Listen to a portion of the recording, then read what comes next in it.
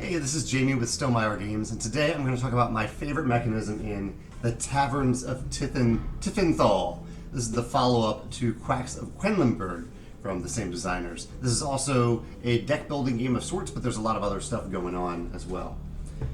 I have two mechanisms I want to talk about in this game. One is related to this tavern that you're running. I don't have all the pieces here. Well, I do have all the pieces, but basically you build this tavern at the beginning of the game, puzzle style, where you're inserting all these pieces in on the game board or on your player mat to form your tavern. And I really like this component because during the game you can upgrade those pieces by paying a cost on them. So there's like a piece that fits into this slot. You pay the cost on that piece to flip it over. So you pluck the tile out, you put it back in and flip it over. And so you have both visibly and tactily upgraded your tavern, but also you've mechanically upgraded your tavern to a better level in that specific area. So I really like this component in terms of an upgrading something that you control, whether it's a region, a tavern, a city. I like this element of having these puzzle pieces that you flip over. It's a little bit cumbersome during setup, but it's really not that bad.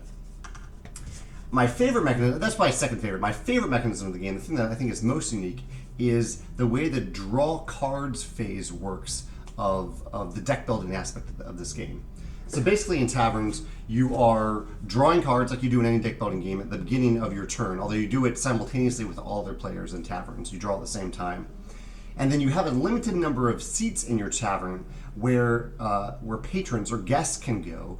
And then you have other spaces on the board where your workers can go. And they aren't limited. So you could have a bunch of workers that go out in different places on your board that give you upgrades for that round, but those workers are going to end up going back in your deck at the end of the round.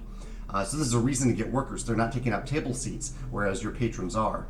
And so the number of cards you draw each round isn't a set number, like in like Dominion, when you draw 5 cards, set number 5 cards. In taverns, there was one round where one of my friends drew maybe 15 cards because he had so many workers that were going out to other spots at the table.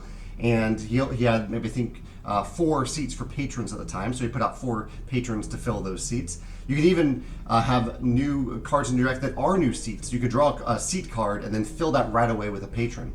So I really like that that thematic nature of it, of that you are not limited, other than by the number of seats and the guests in those seats, to the number of cards that you draw each round. It's not a set number. It's dependent on the types of cards you draw and the space you have in your tavern for those cards. I think that's a really clever twist on deck building that is implemented well in Taverns of Tiefenthal.